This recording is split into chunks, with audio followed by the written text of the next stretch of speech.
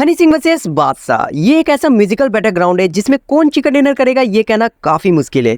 एक तरफ है वो देसी कलाकार जिसने इंडिया में रैप सॉन्ग के कल्चर को मेन स्ट्रीम किया एंड पॉपुलर किया, वहीं दूसरी तरफ है हमारे डीजे वाले बाबू जिनके पार्टी सॉन्ग ने बच्चे बूढ़े जवान हर किसी को नचाया।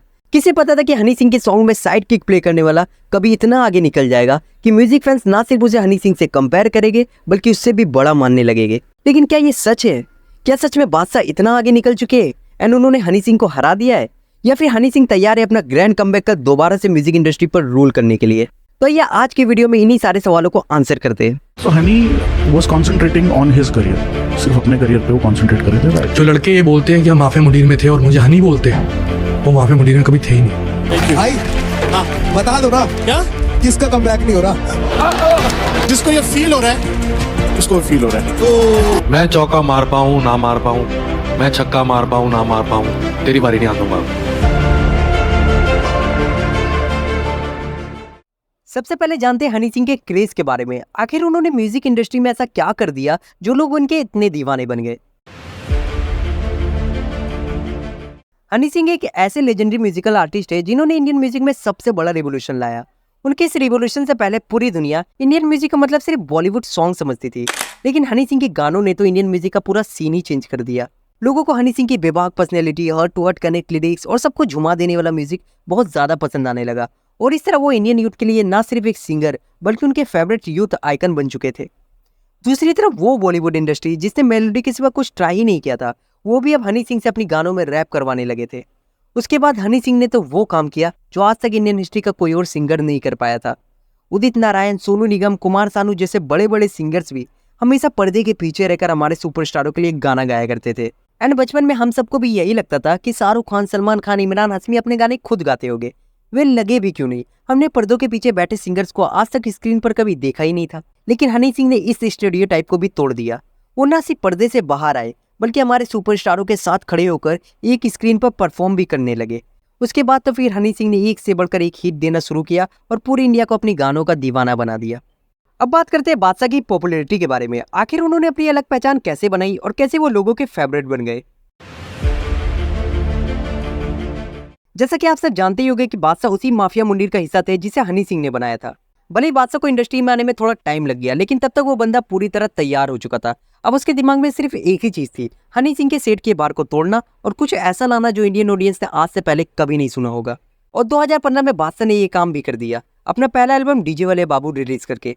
इस सॉन्ग के बाद उन्हें बॉलीवुड से काउंटलेस ऑफर्स मिलने लगे, ढेरों सारे बड़े सिंगरों से कोलैबोरेशन प्रोजेक्ट आने लगे, और सबसे इंपॉर्टेंट उन्हें अपनी खुद की पहचान मिल पाई जिसके लिए वो 2007 से तैयारी कर रहे थे।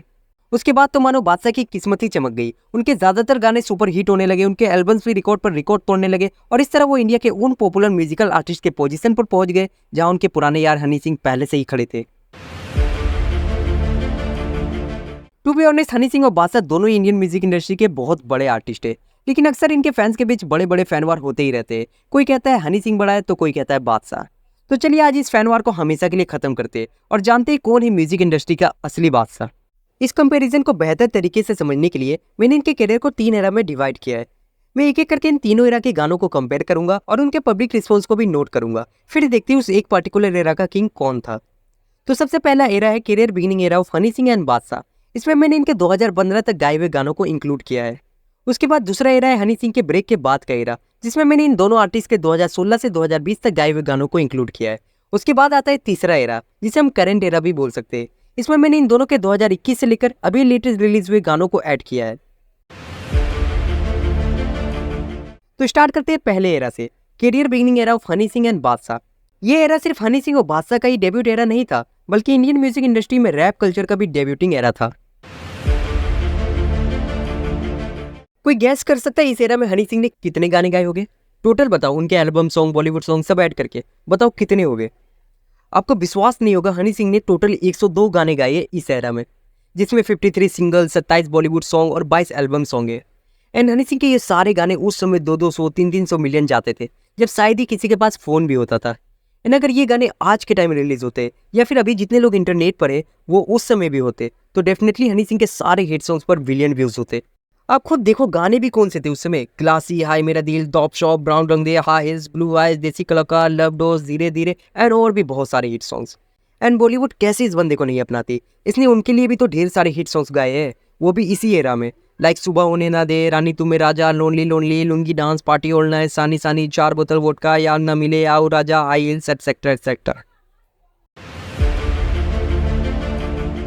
वहीं दूसरी तरफ बादशाह की कैरियर बिगनिंग की बात करें तो इस बंदे का डेब्यूट बहुत लेट हुआ 2012 में, कंपेयर टू हनी सिंह जिनका डेब्यूट 2007 में ही हो चुका था। लेकिन फिर भी बादशाह ने 3 साल के अंदर ही बॉलीवुड में अपनी ग्रैंड एंट्री मार दी with his first Bollywood song Saturday Saturday. और इस एरा में बादशाह ने टोटल 18 गाने ही गाए हैं, जिसमें 9 उनके सिंगल एंड कोलैबोरेशन है और बाकी के 9 बॉलीवुड सॉन्ग्स है। कम गानों के कारण उनके हिट्स भले ही कम थे, लेकिन वो हिट्स बहुत बड़े थे, like Saturday Saturday, proper Patola, चूल, डीजे वाले बाबू, वकरा स्वैग, अभी तो पार्टी शुरू हुई है, सेल्फी ले ले रहे, एटसेट्रा एटसेट्रा। एंड हाँ, भले ही बादशाह की कुछ गानों को उस समय उतनी अटेंशन या अप्रिशिएशन नहीं मिली, बट जब उन गानों को कुछ साल बाद बॉलीवुड में अडेप्ट किया गया तो वो बहुत बड़ी हिट बनी। लाइक सैटरडे सैटरडे का बॉलीवुड वर्जन हुआ, चुल का कर गई चुल वर्जन हुआ, वकरा स्वैग एंड प्रॉपर पटोला का न्यू वर्जन हुआ। इन सभी को उनके ओरिजिनल वर्जन से कई गुना ज़्यादा लव एंड अटेंशन मिला। लेकिन इन बड़े हिट्स को हम अगले एरा में ऐड करेंगे, क्योंकि ये रिलीज इस एरा के बाद में हुए, और फिलहाल तो हम सिर्फ इनके ओरिजिनल वर्जन की पॉपुलैरिटी को ही कंपेयर करेंगे। So according to first era, Honey Singh और बादशाह की हिट सॉन्ग्स एंड उनके पब्लिक रिस्पॉन्स को कंपेयर करें तो साफ साफ दिख रहा है कि इस एरा का वन एंड ओनली असली किंग हनी सिंह ही है।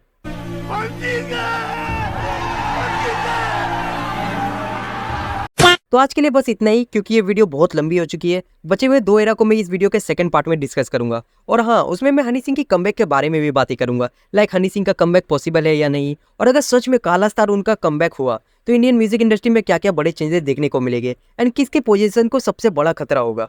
तो मिलते हैं इस वीडियो के सेकंड पार्ट में जल्दी। Till then enjoy their music and thanks for watching the video.